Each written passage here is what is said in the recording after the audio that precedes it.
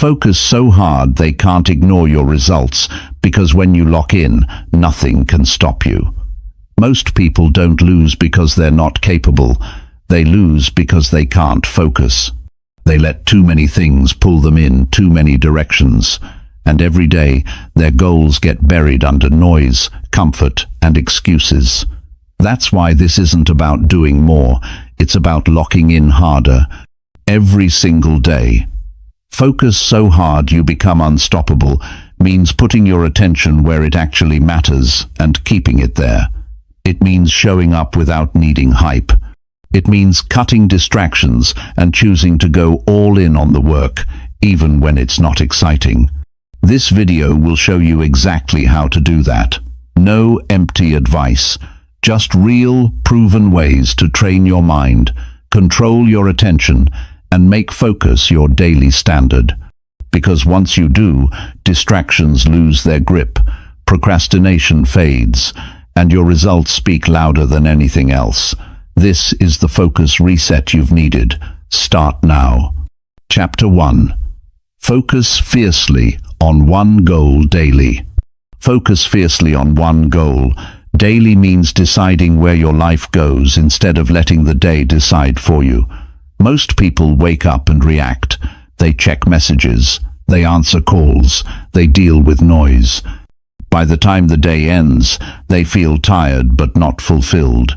They were busy but not effective. That is not a focus problem alone. That is a direction problem. Focus becomes powerful only when it has a clear target. One goal.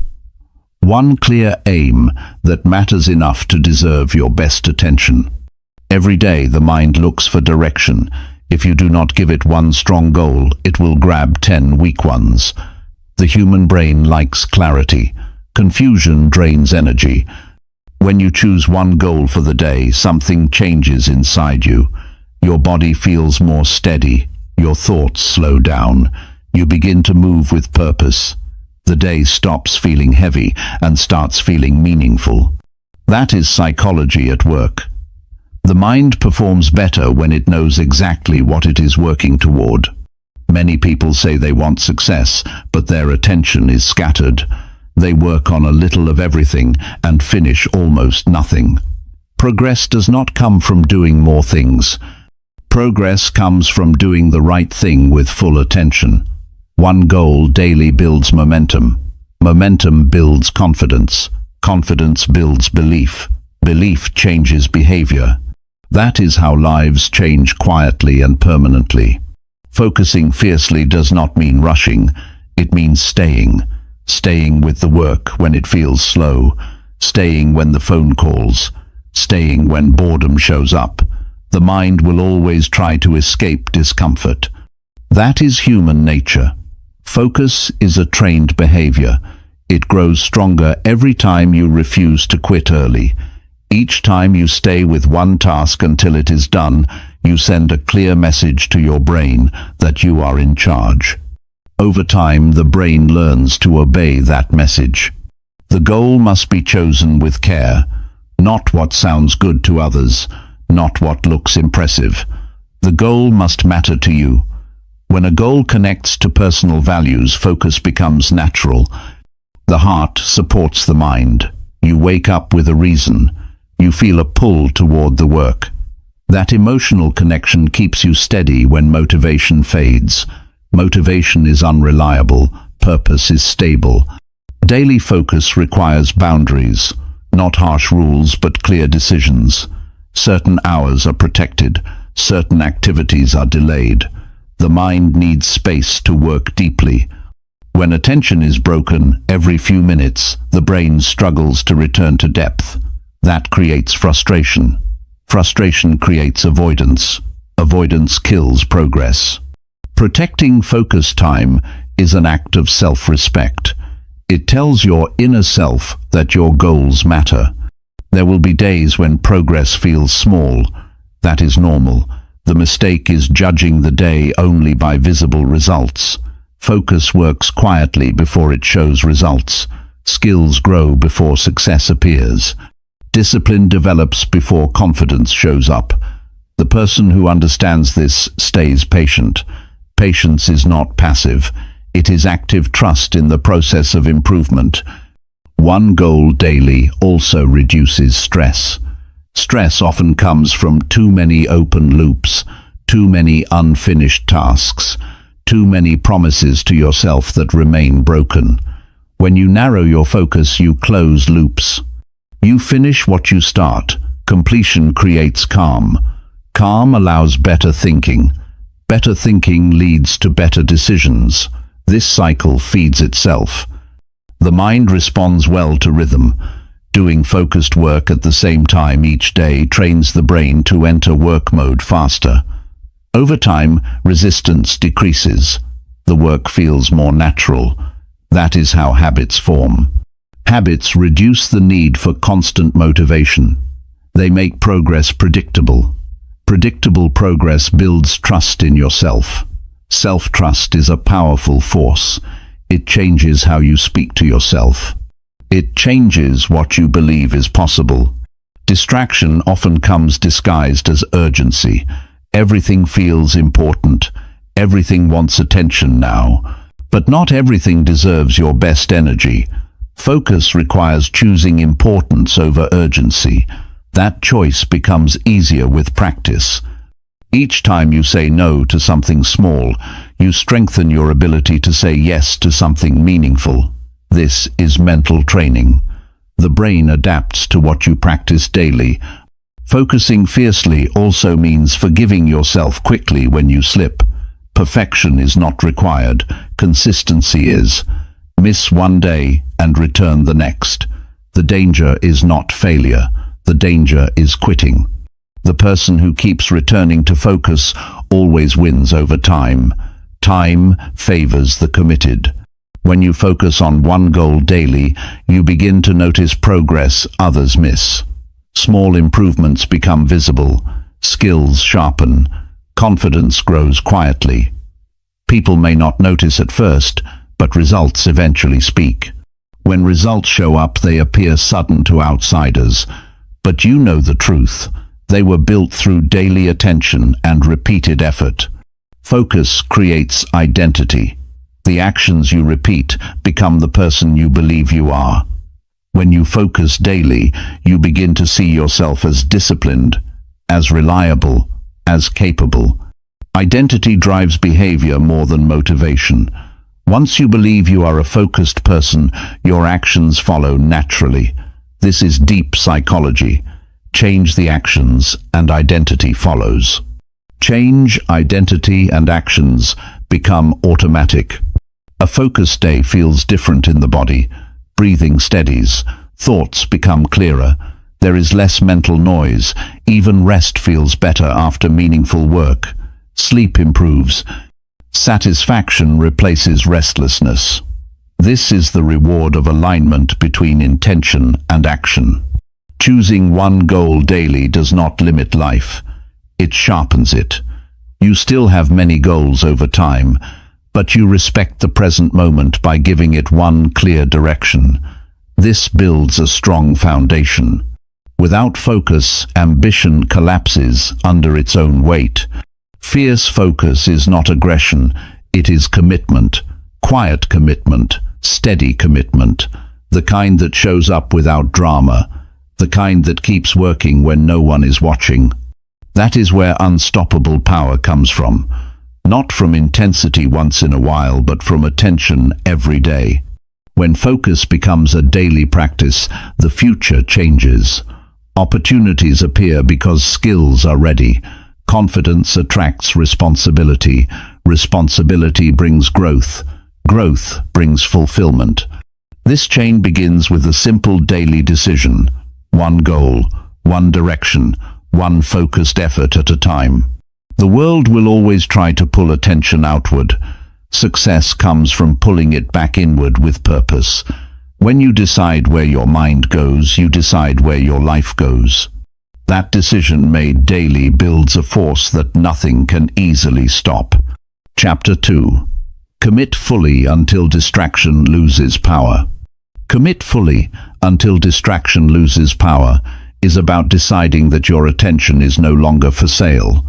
Every day the world makes offers for your mind. Notifications, opinions, drama, noise. None of these ask politely. They interrupt. They pull. They demand. Most people give in without realizing it. They feel scattered not because they are weak, but because they never made a clear commitment to stay with something long enough to matter. Commitment is not excitement. Excitement comes and goes. Commitment is a quiet decision that stays even when feelings change. When you commit fully, you stop negotiating with distractions. You stop asking yourself if you feel like continuing. You already decided. That decision removes mental friction. The mind relaxes when it knows there is no debate. This is human psychology. Fewer choices mean less stress. Less stress means better focus. Distraction feeds on hesitation. The moment you pause and wonder whether to continue your work, distraction rushes in. It feels like relief. It feels like a break. But relief that delays growth becomes regret later. Full commitment closes the door before distraction enters.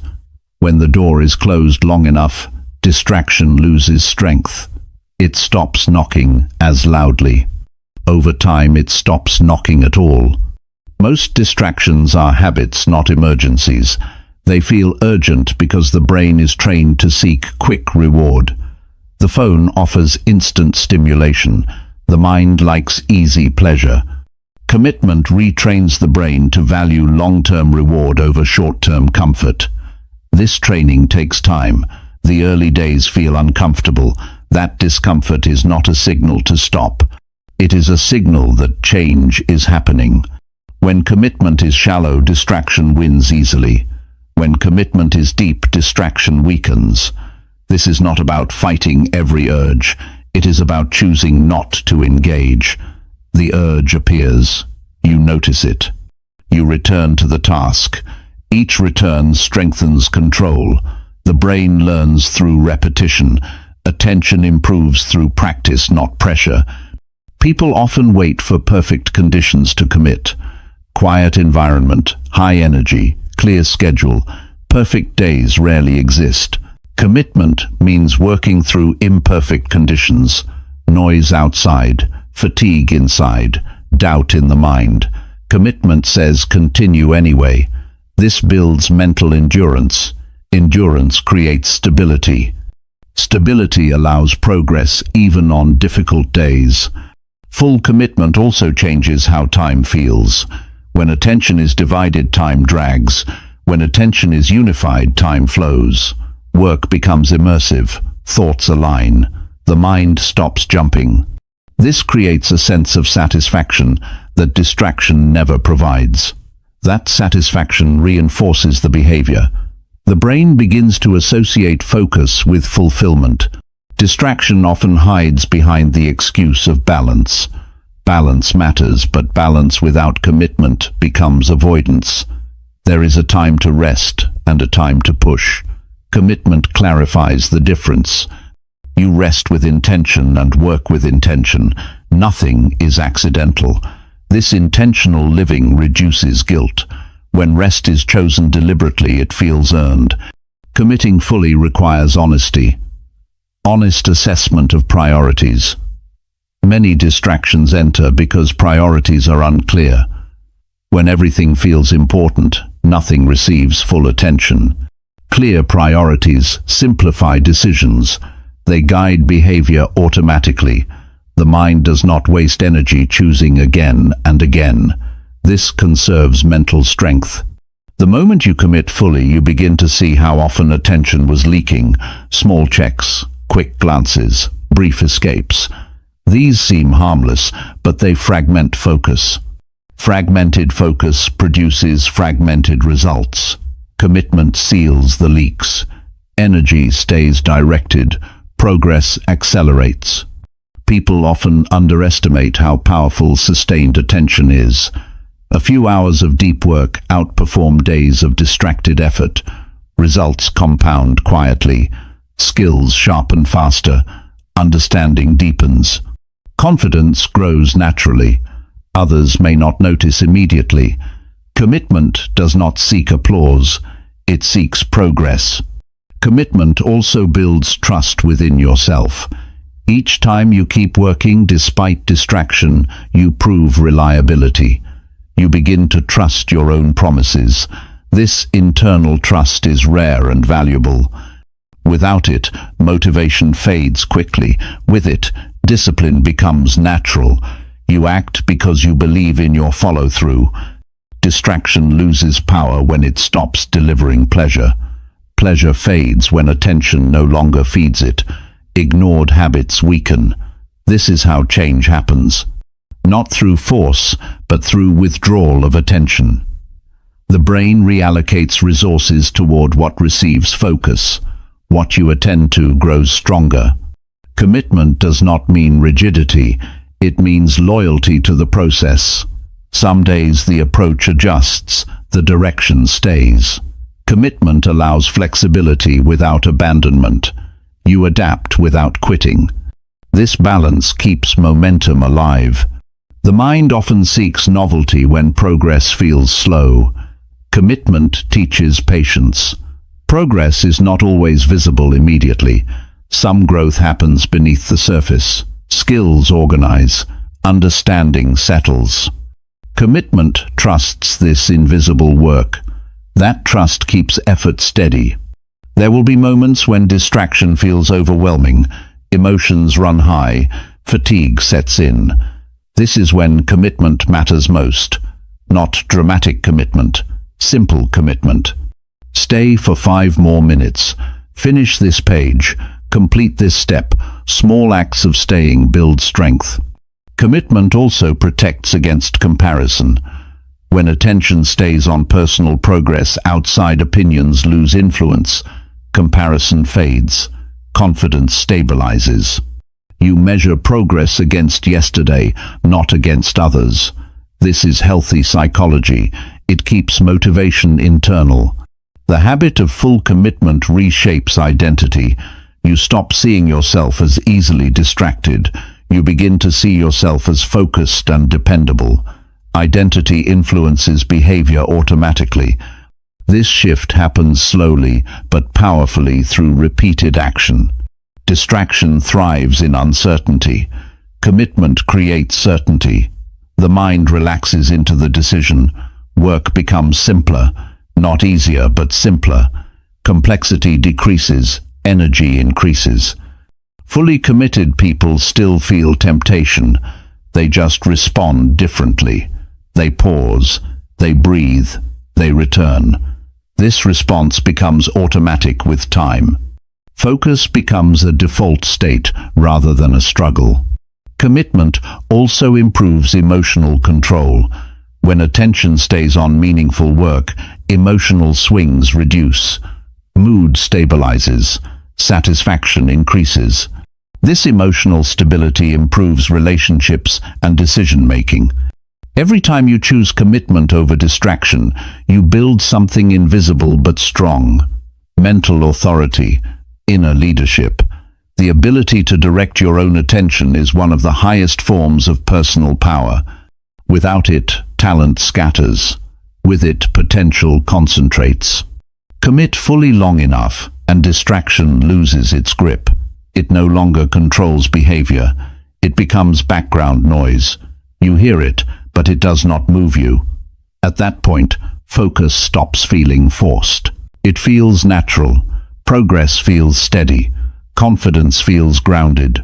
This is how unstoppable momentum forms. Not through intensity once, but through commitment daily. Attention aligned with purpose over time becomes a force that shapes outcomes. When commitment stays firm, distractions eventually surrender. Chapter 3. Cut distractions before they steal momentum. If you want to build real momentum in life, you can't afford to let distractions get the first move. They look small on the surface, but they come in fast and take more than you think. They don't just steal your time, they steal your rhythm, your energy, your thinking, and your ability to follow through. That's why you don't wait to fight them after they've already arrived. You cut them early. You stop them before they have the chance to slow you down. You stay ahead of them before they take control. Most people lose their day in the first hour. They wake up and scroll. They check things that don't matter. They react instead of lead. And once your attention goes to 5 different things before breakfast, it's hard to bring it back. Your mind gets used to jumping. It forgets how to stay with one thing. That's why cutting distractions before they even start is not just a tip. It's a daily decision that determines how far you'll actually go. It begins with awareness. You can't cut what you don't notice. Pay attention to what steals your energy the most. For some people it's constant messages. For others it's noise in the background, or open tabs, or even people walking in and out. Some distractions come from the outside, but many are internal. You sit down to work, and your mind suddenly wants to clean your room, or check the weather, or replay something from last week. That's not random. It's your brain trying to escape effort. And if you don't catch it fast, it becomes a pattern, a quiet loop that slows you down day after day. Momentum is fragile. It takes effort to build and only seconds to break. One interruption can reset your entire focus. That's why serious people protect their time like it matters, because it does. You can't build anything great in a distracted state. You can't grow if your mind is pulled in 5 directions every hour.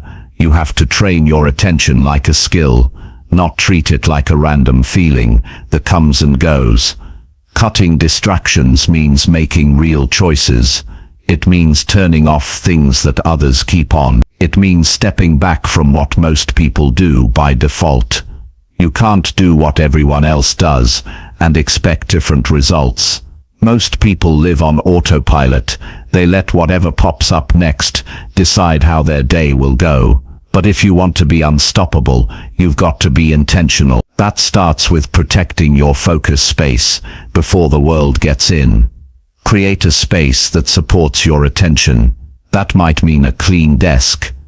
That might mean noise-canceling headphones. That might mean turning your phone off completely during key hours. Not just putting it aside, off, out of sight, out of reach. Because what's near you controls you. If it's easy to grab, your brain will grab it. Not because you're weak, but because the brain loves novelty. The only way to win is to make distraction harder to reach and make deep work easier to start. Cutting distractions is also about planning ahead. A distracted mind looks for an excuse to wander, but a clear plan gives the brain something solid to hold on to. When you know what matters today and why it matters, you're less likely to drift. That's why writing your priorities down every morning isn't a waste of time. It's mental preparation. You're telling your brain where to go before the world tries to pull it somewhere else. You don't need to be perfect. You need to be consistent. If you fall off and get distracted for an hour, don't throw away the rest of the day. Catch it. Reset. Refocus. The most powerful people are not the ones who never get distracted. They're the ones who come back quickly. They notice when they're off track. They don't wait for the mood to return. They act. That mental snapback is a skill that grows stronger with use. Another part of cutting distractions is learning how to say no without guilt. Every yes to a small thing is a no to a bigger one. That message you just want to reply to real quick might cost you the flow state you were just about to enter. That quick peek at your feed could turn into 20 minutes of lost. It's not about being extreme. It's about being honest. How much do you want to grow? How much do you value this moment in front of you? What you allow becomes what you repeat, and what you repeat becomes who you are. So if your default is to get distracted, it becomes part of your identity. But if your default is to protect your focus, then that's who you become. Someone others can count on. Someone who follows through. Someone who doesn't waste energy on things that don't move them forward. That kind of self-image builds power from the inside out. Not all distractions are obvious. Some come disguised as progress, like jumping from one idea to the next, or switching projects halfway through, or researching endlessly, but never starting. These look like effort, but they are actually avoidance. Avoidance of difficulty. Avoidance of boredom. Real focus means staying even when it gets dull. Even when it gets slow. Even when it gets slow. Even when no one is clapping. You keep going because you're building something real. And you know that nothing real gets built without full attention. The brain gets used to what you feed it. If you train it on fast switches, it craves speed. But if you train it to stay, it learns to go deep. Deeper work gives better results. Better results give more confidence. And confidence makes it easier to focus. This cycle is powerful, but it starts with a single decision to cut what doesn't belong. Cutting distractions isn't a one-time fix. It's a daily mindset. It's you telling yourself, my time matters, my focus matters, my goals matter. You don't need to explain that to anyone. You don't need to justify it. You just live it, day after day, until focus becomes your default and momentum becomes who you are. You will still have off days. You'll still lose track sometimes, but you'll recover faster. You'll notice sooner, and you'll keep moving, because once you understand how much distractions truly cost you, not just in time, but in potential, you stop giving them your energy. You stop feeding them. You stop letting them shape your days. You begin to move differently. You become more intentional, more grounded, more present, and people feel it. They see that you're not available for everything anymore. You're focused on something real. That kind of energy is rare, and it's powerful. It's the kind of energy that builds momentum, and the kind that makes you unstoppable. Not in theory but in real life. Because when you cut what doesn't matter, what does matter finally has the space to grow. Chapter 4. Lock attention on work until finished. If you want to become the kind of person who finishes what they start, then you must learn to lock your attention on the task in front of you and stay there until it's done. Not halfway done, not almost there. Done. Because something powerful happens inside a person when they follow through. They build inner strength. They build respect for their own word. And they begin to trust themselves in a way that distraction never allows. Most people don't have a problem starting. Starting is easy. It's the middle where everything falls apart. That's where most quit. That's where people shift to something else. Chase a new idea. Check their phone or convince themselves that now isn't the right time. But that habit of leaving things unfinished doesn't just affect your projects, it affects how you see yourself. Every time you abandon your work halfway through, you tell yourself, I don't finish things. And your mind believes that story even if you don't say it out loud. That's why locking in on one task until it's done is more than productivity advice. It's how you rewire your thinking. It's how you build discipline. It's how you create the type of focus that people admire but rarely practice. This kind of focus doesn't just happen. You train it. You decide that when you sit down to do something, you're not leaving until it's finished, no matter how uncomfortable it gets. The discomfort will come. That's part of it. Your brain will look for an escape. It will give you every excuse it can think of. I'm tired. I should check on something else. This isn't going well. It'll tempt you with other tabs, other thoughts, other tasks. This is normal, but your job is not to listen to every thought that shows up. Your job is to stay. Just stay, even when it's slow, even when it's boring, even when it feels like nothing is working. Because this is how real progress works. It's rarely exciting in the moment. When you learn to stay with the work, something starts to shift inside you. You stop chasing stimulation and start building strength. You don't need to rely on motivation anymore because now you have focus. Focus is stronger than motivation. It doesn't depend on your mood. It doesn't disappear when things get hard. It stays.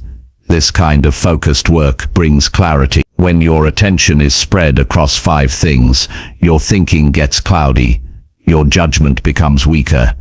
But when you lock your attention on one thing, your thoughts become sharp. You see problems clearer.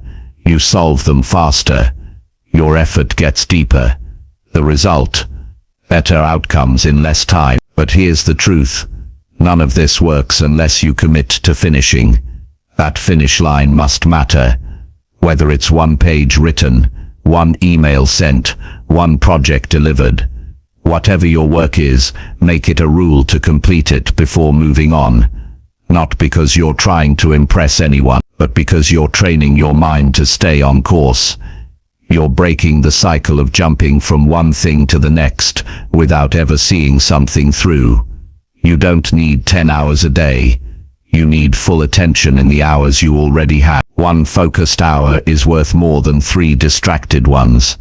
People waste days dabbling in surface-level work, never really dropping into that deep space where real results happen. When you lock in, you access that space, and when you live in that space more often, you rise above the noise of the average. To do this consistently, you need to eliminate the option of escape. That means working in full screen.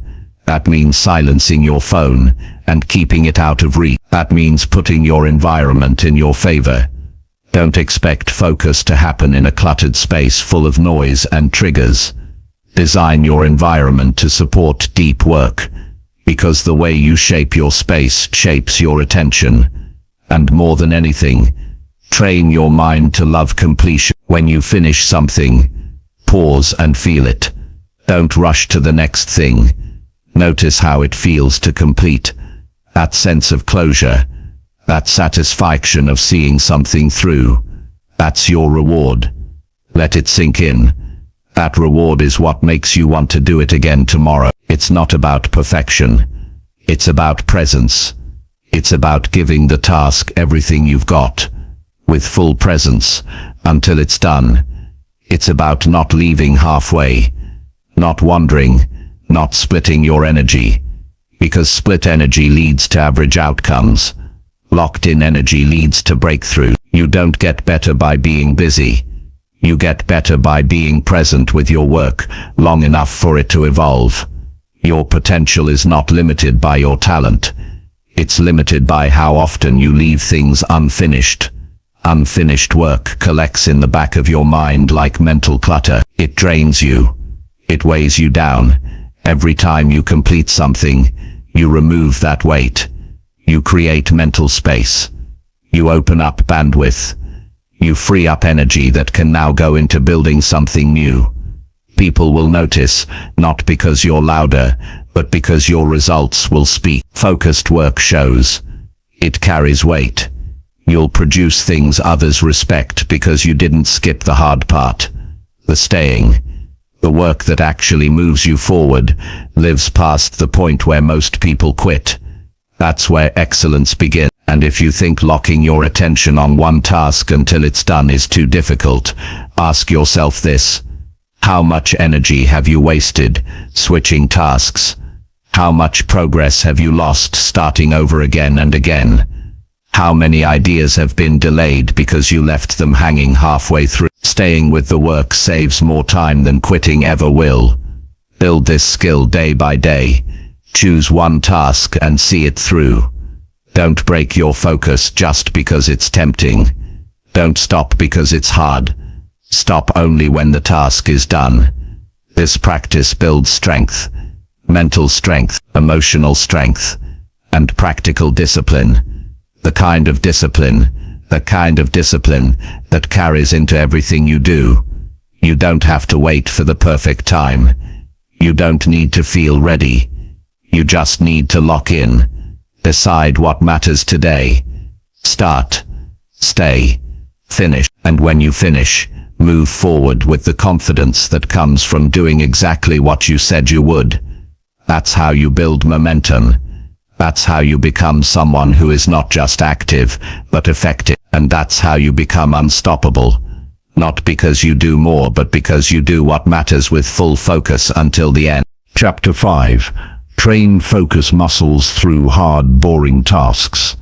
If your mind can stay focused during the boring parts, you're already ahead of most people. Not because you're smarter, not because you're faster, but because you've trained a skill they avoid. Focus isn't built when you're feeling inspired. It's built in the quiet, slow and repetitive parts that most people try to skip. Those long stretches where progress feels invisible.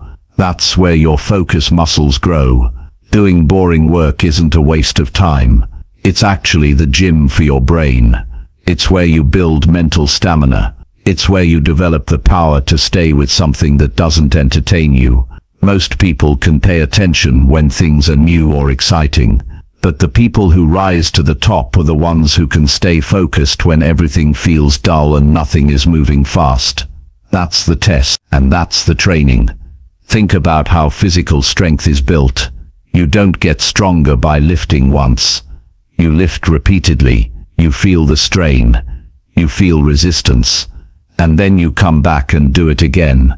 That's how your body learns to adapt. Your focus works the same way. If you only use it when you feel like it, it stays weak.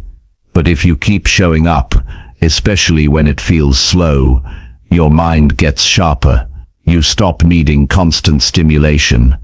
You become more grounded, more present, more capable of doing deep work. The reason boring tasks are so powerful is because they don't give your brain any reward right away.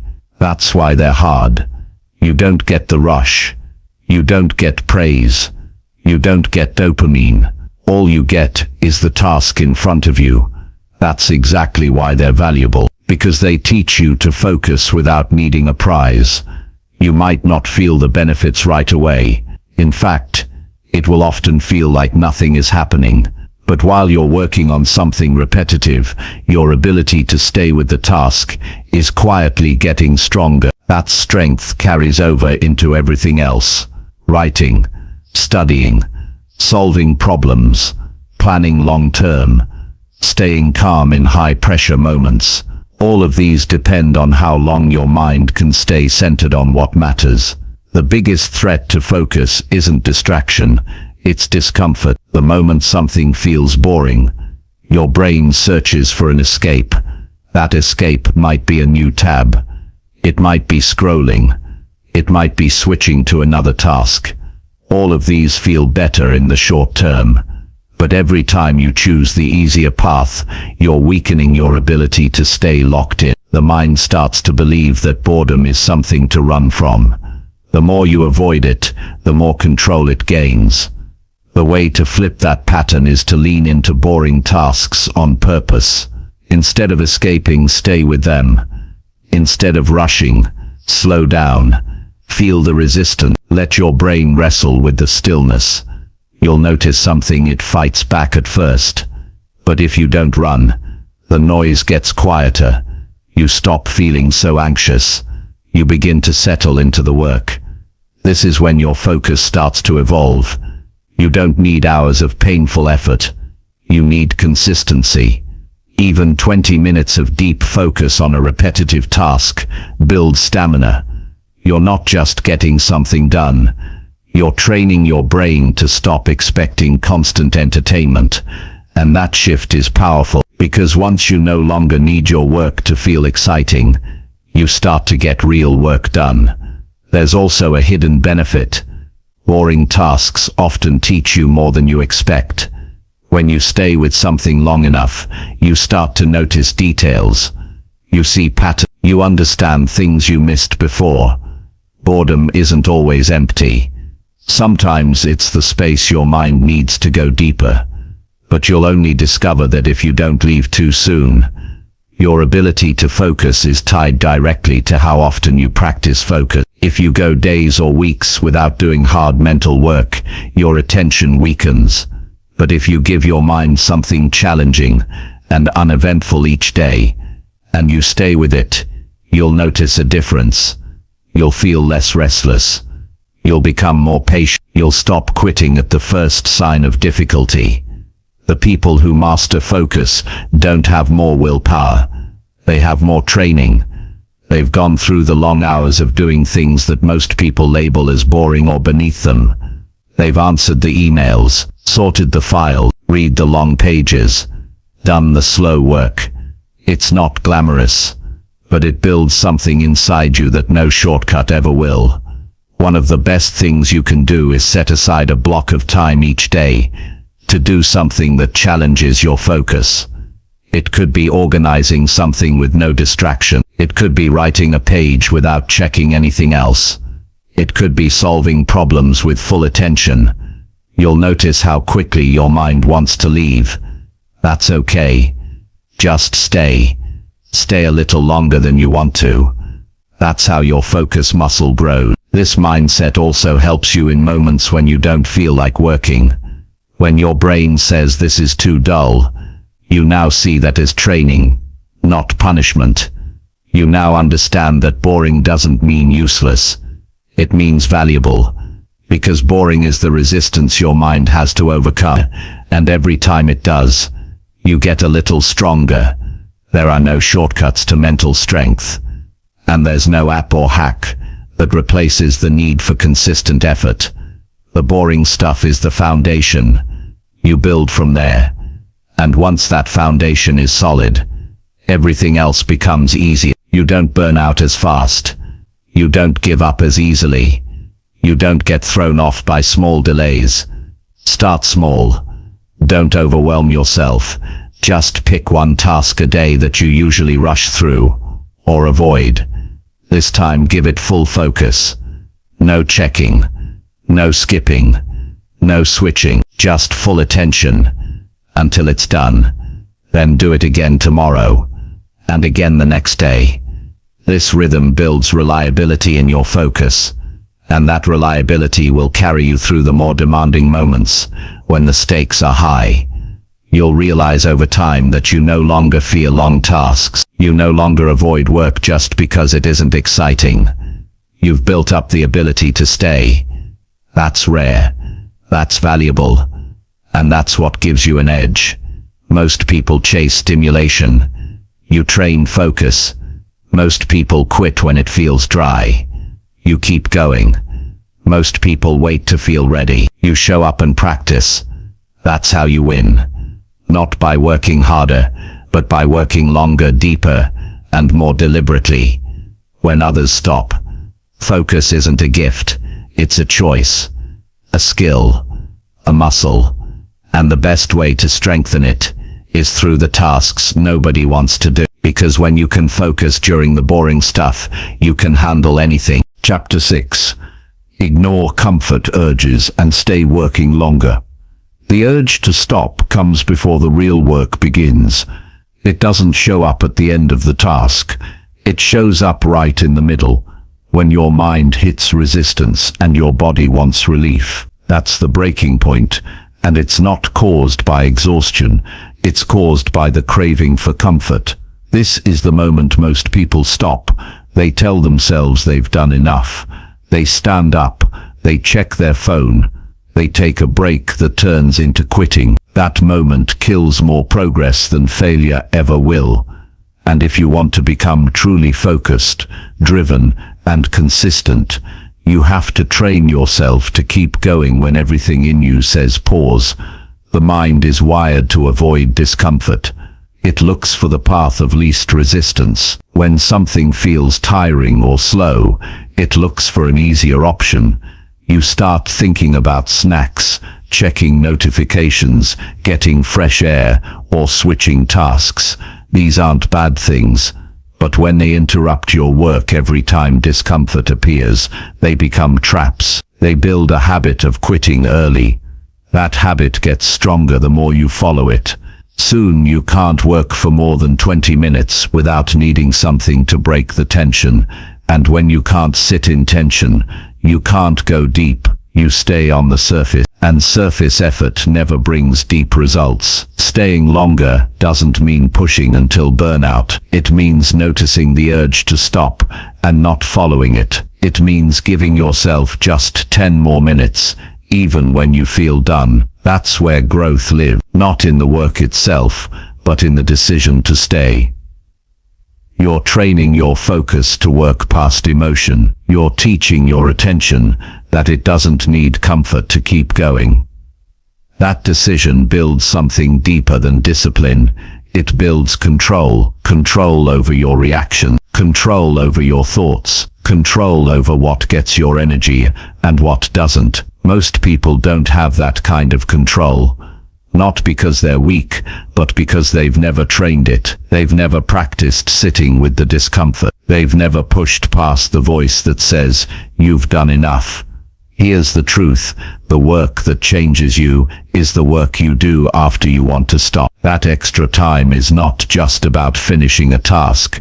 It's about becoming the kind of person who doesn't give up the second things feel uncomfortable. That change rewires your mindset. It shifts the way you look at effort. And when your mind starts to believe that staying is normal, you become dangerous to every excuse that once held you back. The problem with giving in to comfort is that it rewards the wrong behavior. Every time you stop early, the brain learns that relief comes from avoidance. It memorizes that pattern. It starts giving you those urges sooner next time. Soon, even 5 minutes of focused effort feels like too much. Your tolerance drops, your attention shrinks, and you start to believe that you're not built for deep work. But that's not true. You're just out of training, and training begins by staying longer than you want to. You don't need to work through pain. You just need to stop escaping mild discomfort. The kind that shows up when you're tired of thinking,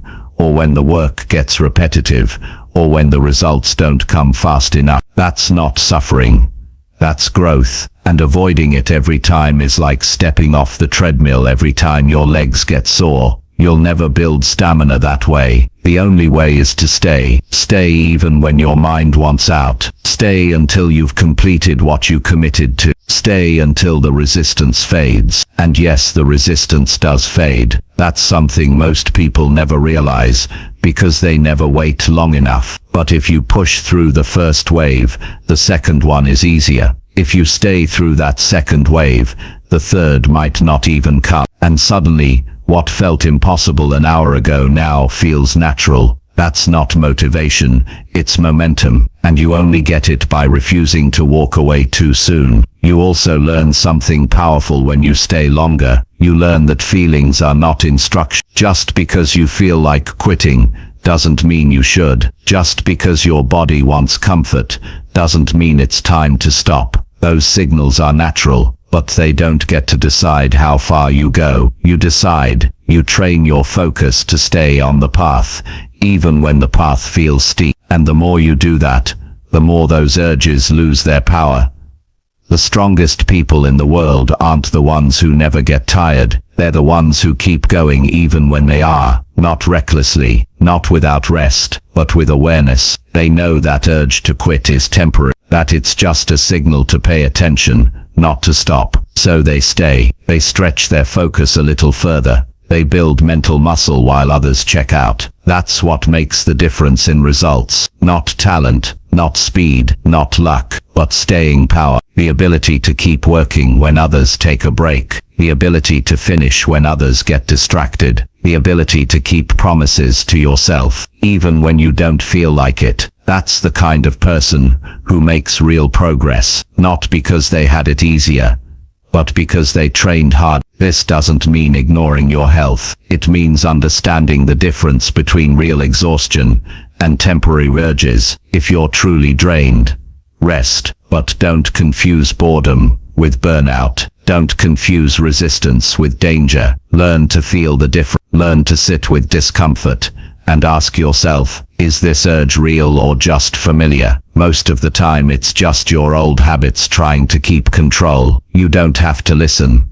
Set a timer, add 5 minutes, stay with your work just a little longer, train that muscle one day at a time. It won't feel good at first. That's okay. It's not supposed to. You're teaching your brain something new, and like all training, it takes repetition, but soon you'll notice that your tolerance grows, your focus deepens, your energy lasts longer, and you stop needing everything to feel comfortable in order to be productive. The world doesn't need more people chasing comfort. It needs more people who can stay working when it's quiet, when it's slow, when nobody is watching. That kind of work builds strength that can't be taken away. You'll know it's working when the things that used to feel hard start to feel normal. That's not just progress, that's transformation, and it all starts by ignoring the urge to stop too soon. That small moment where you stay a little longer, that's where everything changes. Not later, not when it's easy, right there in the middle of the tension. That's where you prove to yourself that you're in control, that your goals matter more than your comfort, that your future matters more than your feelings. That's where you grow, that's where you separate yourself, and that's how you become someone who finishes strong,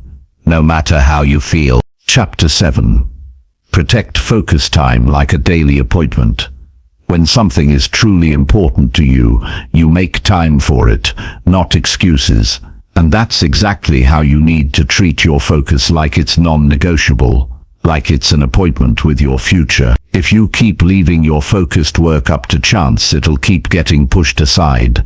It'll get buried under noise, interruptions, and other people's plans.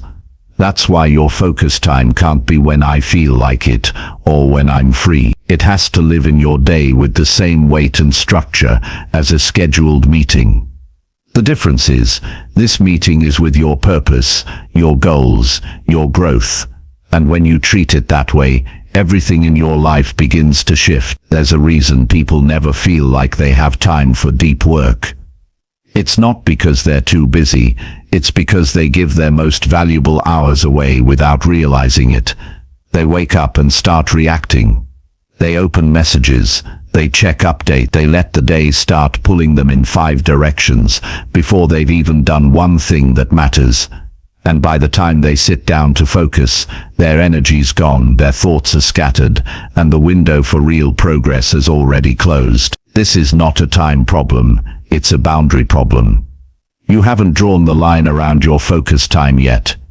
You haven't told the world, this is my block, this is where I do the real work, this is where I move forward, and until you do, everything else will keep taking its place. Not because others are wrong, but because they don't know your priorities unless you show them.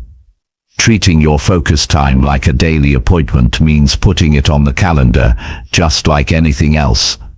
Not hoping for it, not squeezing it in. Actually blocking it out clearly and consistently. That's the first step to making focus real. Not just a nice idea. If it's important, it deserves a place in your day that can't be touched. Now once it's on your calendar, you protect it. That means no casual messages during that window.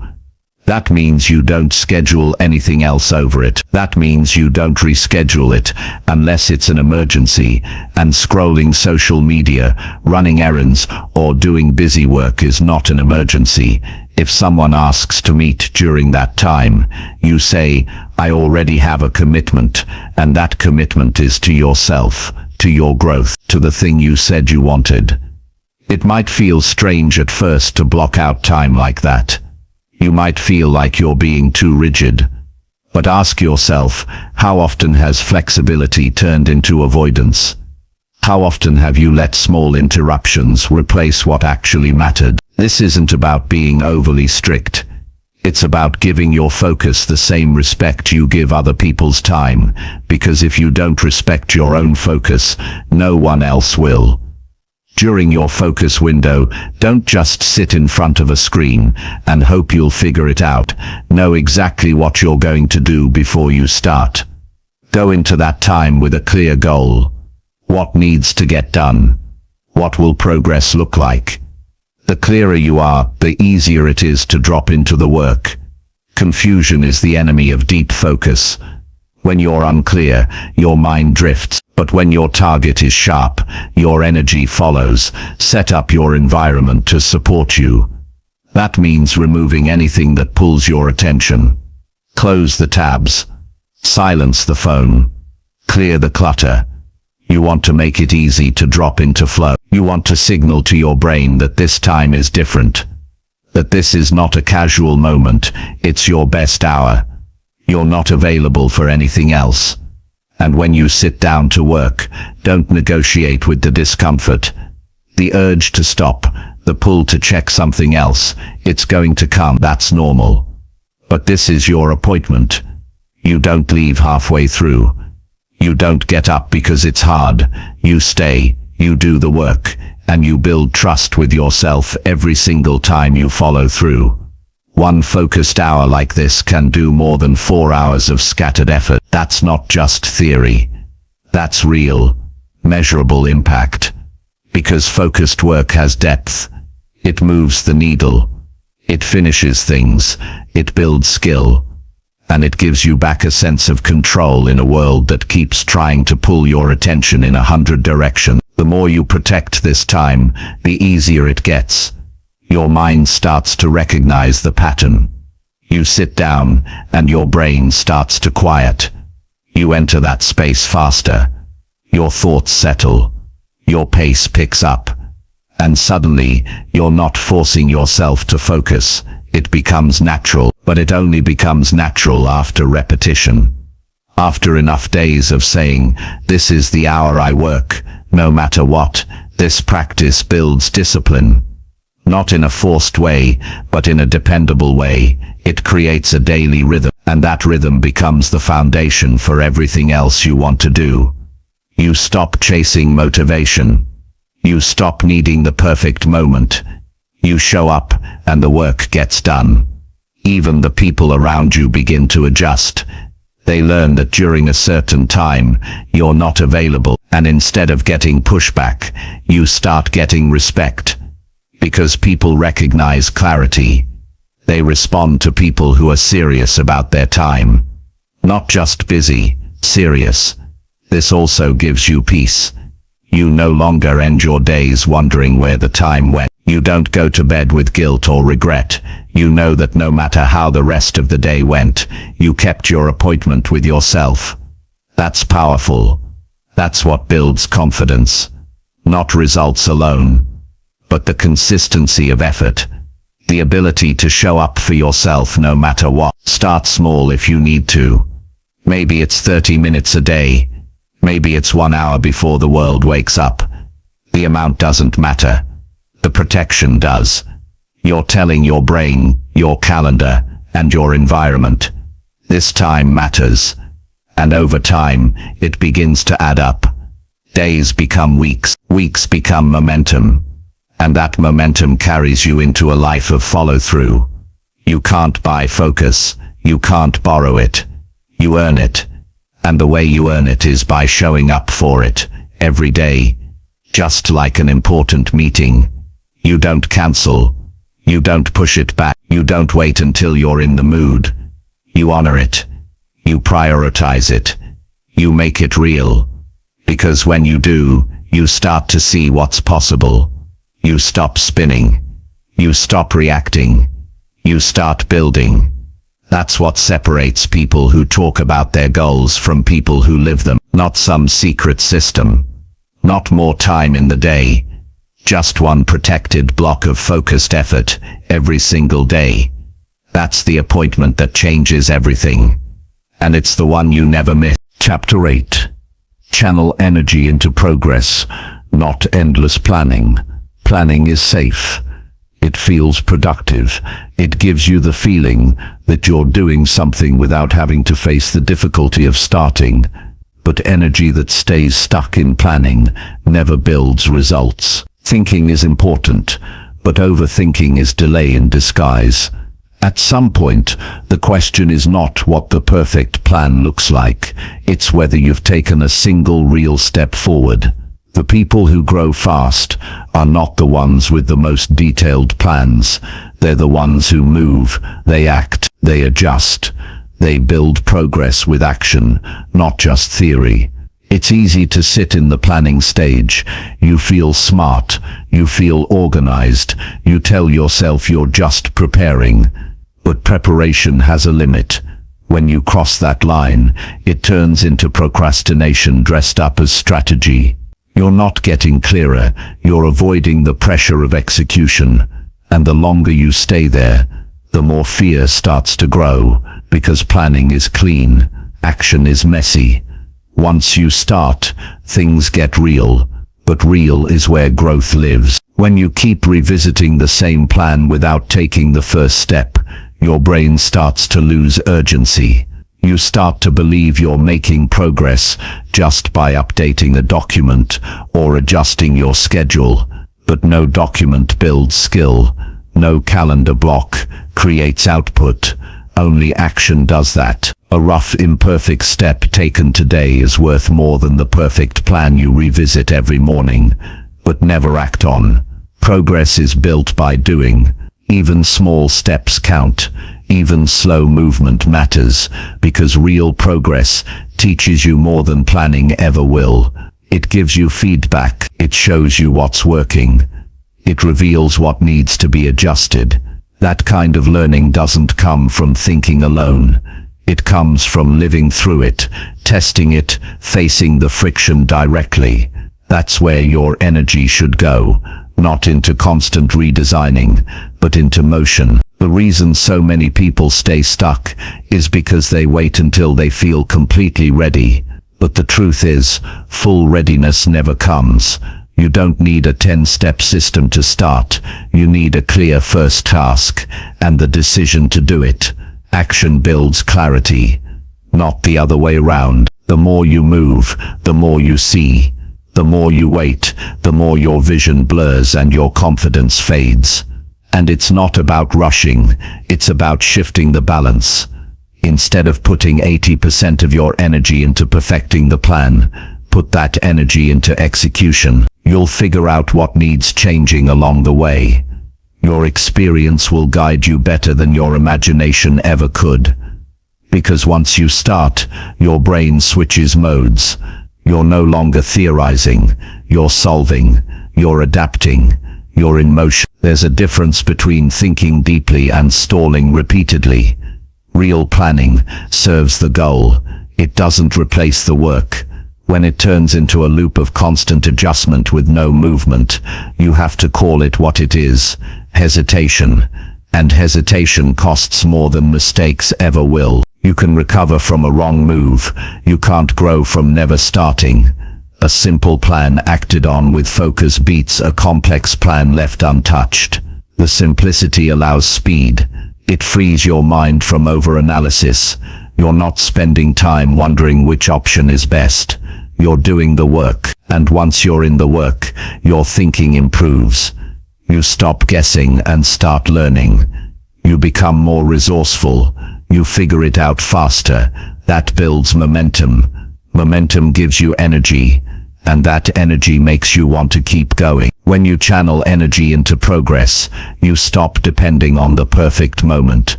You use what you have, where you are. You stop trying to guarantee success before taking a single step. You understand that real success is built through movement, not certainty. You gain confidence from follow-through, not from designing every possibility in advance. Many people waste months trying to predict what could go wrong instead of building something and learning through it.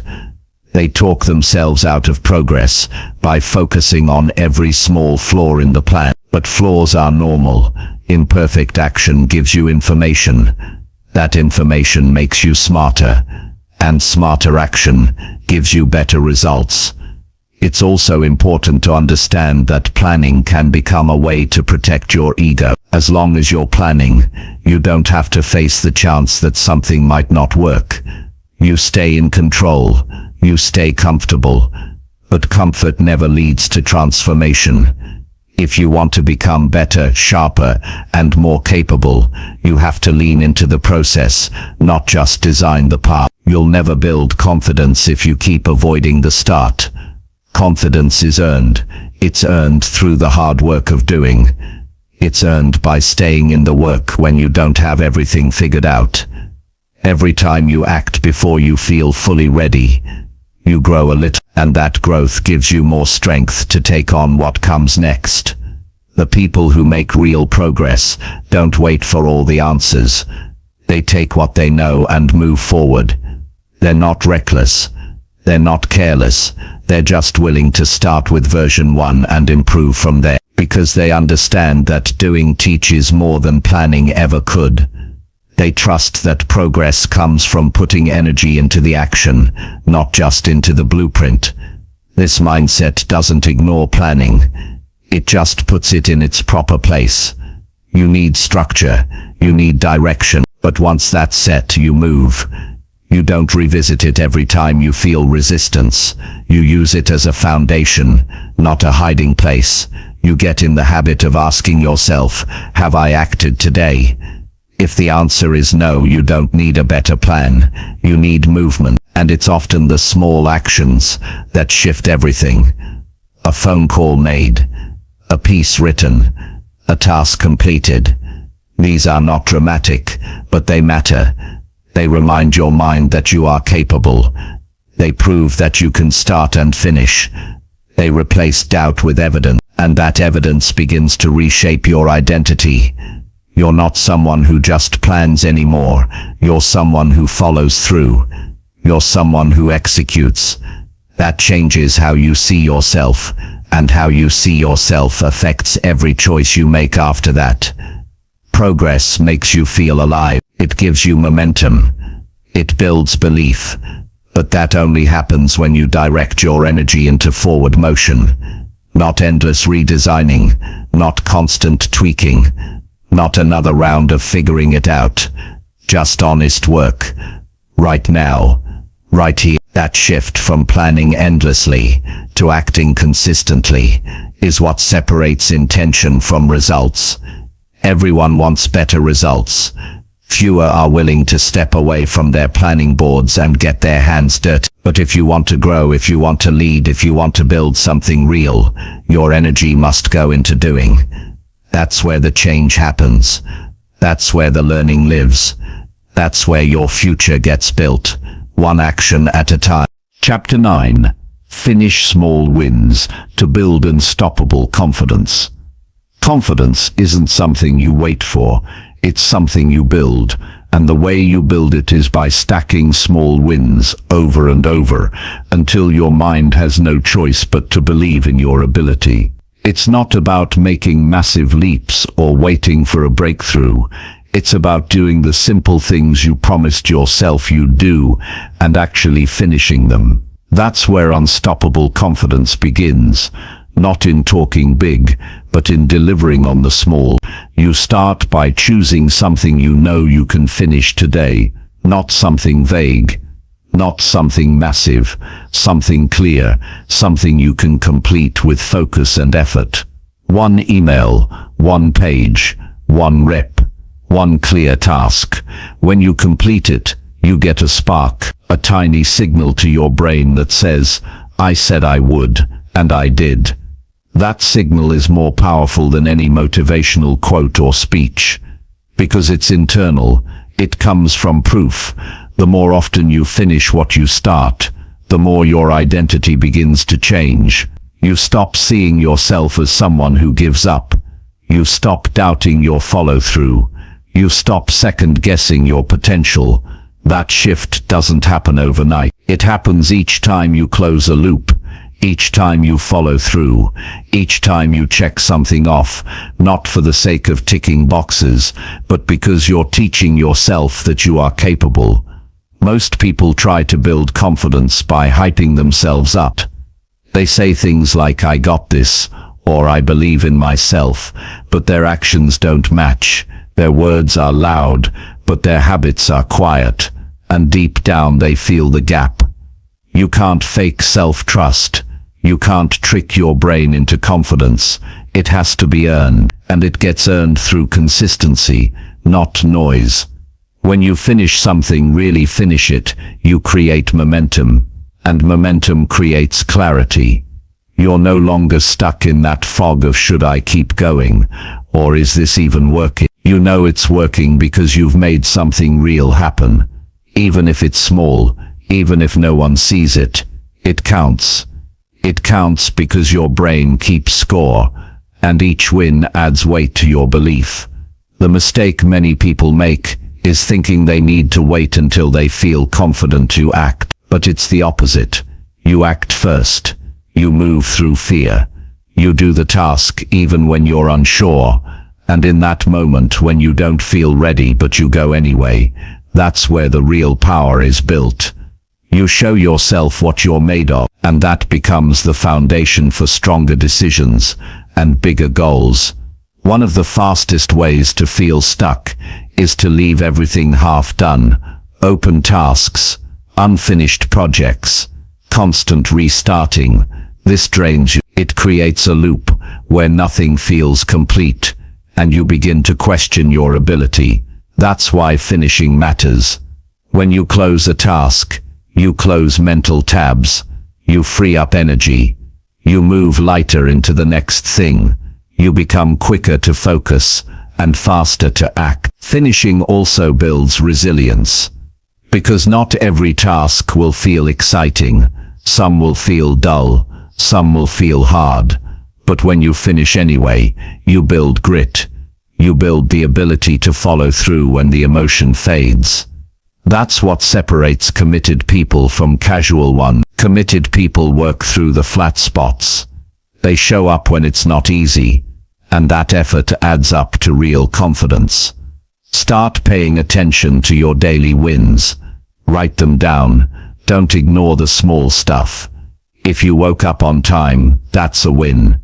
If you did the workout, that's a win. If you sent the email you've been avoiding, that's a win. Stack them. Track them. Let them remind you of who you're becoming. Because the more evidence you build, the harder it becomes to doubt yourself. You don't need huge achievements to feel powerful. You need a consistent record of follow-through. A track record that proves, I don't wait for perfect days. I don't make excuses. I keep my word. When that becomes your standard, your confidence no longer depends on outside approval. It comes from action, and action is always in your control. This is also how you break the pattern of overthinking. When you're stuck in your head, you hesitate. You analyze every move. You look for guarantees. But small wins interrupt that loop. They pull you out of planning and into execution. They give you data instead of doubt. They remind you that you don't need to figure out the whole path. You just need to complete what's in front of you. Confidence from small wins is stable. It doesn't crash when one thing goes wrong. It doesn't disappear when someone criticizes you. It's built on repetition. So even when something fails, you don't fall apart. You know it's just one step. You've finished before. You'll finish again. That mindset makes you hard to shake. It gives you mental stability when others spiral. You'll also notice that the more wins you build, the more ambitious you become. Not because you suddenly feel brave, but because you trust yourself to show up. That trust becomes the launch pad for bigger goals. You no longer fear failure the same way, because you've proven that you can act without perfect conditions. You've proven that you can begin, stay, and complete. Don't wait for motivation to give you that feeling. Create it by doing the thing. Set a task right now, one clear, specific task, and finish it. Not halfway, all the way. Feel that shift when it's done. That little surge inside you that says, I did that. That's the fuel. Use it. Don't waste it by sitting still. Roll it into the next thing. Start a streak. Stack wins until your mind can't deny your growth. Confidence is not built in the big moments. It's built in the quiet ones. When no one is watching. When there's no applause. When you're just doing what needs to be done. That's where character is shaped. And that character becomes the root of unstoppable progress. You'll reach points where you're tired, where your goals feel far, where you'll wonder if it's worth it. In those moments, return to what you've already finished. Let it remind you, you've been here before. You kept going. You did the hard thing. You didn't stop when it got boring or tough. That history becomes your strength. Every time you finish something small, you rewrite the story your mind tells about you. From I can't focus to I get things done. From I never finish to I follow through. From I hope this works to I'll make this work. That's the power of action. It changes your identity from the inside out, and when your identity shifts, everything changes. Your choices, your standards, your habits, your results. But it starts with one step, one win, and then another. You don't need to be perfect. You don't need to be fast. You just need to finish again and again. That's how confidence is built, and that's how you become unstoppable. Chapter 10. Become unstoppable by focusing harder daily. Becoming unstoppable doesn't happen through a single burst of effort. It happens through focused intensity, repeated daily. It's built by the person who wakes up and decides every morning to sharpen their attention more than they did yesterday, to stay with the work longer, to care more about the task at hand, to block out the noise, the drama, the distractions, and give all of themselves to what matters most. That's what unstoppable people do. They don't rely on emotion. They don't chase random inspiration. They train their focus like it's their edge, because it is. You don't become focused by accident. You become focused by choice, and not once but over and over again, even when it's uncomfortable, especially when it's uncomfortable. The average mind wants to drift. It wants the easy option. It wants to relax early, switch tasks quickly, or quit when it's almost done. And that's exactly why most people stay stuck, because they never push past that edge. But you, if you choose to, can become different. You can lean in harder when others lean back. You can get sharper while the rest get distracted. That choice, repeated daily, builds something rare inside you. Focus is not a personality trait. It's a daily behavior. It's waking up and deciding, this is my mission, and this is what I will give my energy to. It's not about being perfect. It's about being clear.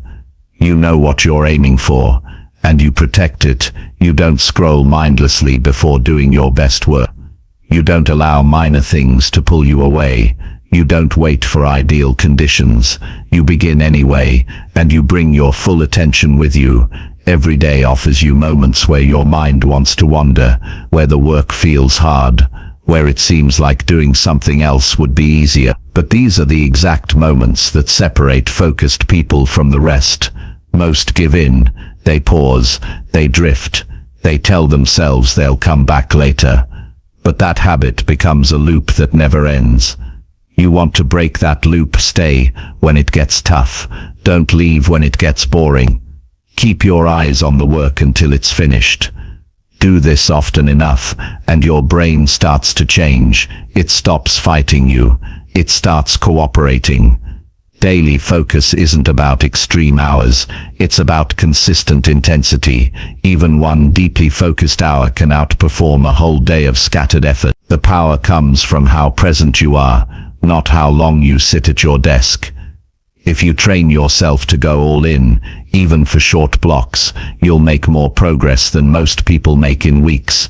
You'll become known as the person who delivers, the person who doesn't just start strong, but finishes well. And you'll carry a quiet confidence that doesn't come from talking. It comes from knowing you did the real work. To focus harder daily, you need structure. You need to define the windows where nothing else matters. That's your time to push. No distractions, no casual tasks, just pure attention on your most important work. You don't let the day decide when those moments happen. You decide. You set the appointment, and when that time comes, you show up fully. You also need to track your distraction, not to judge yourself, but to understand yourself. Where does your mind go when things get difficult? What are the patterns? What excuses show up? Know them, study them, then interrupt them, replace them, redirect your energy to something real. This is how you take your focus back, not by wishing, but by working on it deliberately. And if you want to take it even further, practice focusing when no one is watching.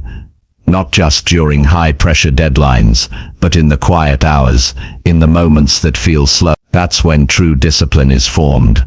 That's when you stop depending on external pressure and start building internal drive. That's when your work starts to reflect depth, not because you rushed, but because you stayed with it.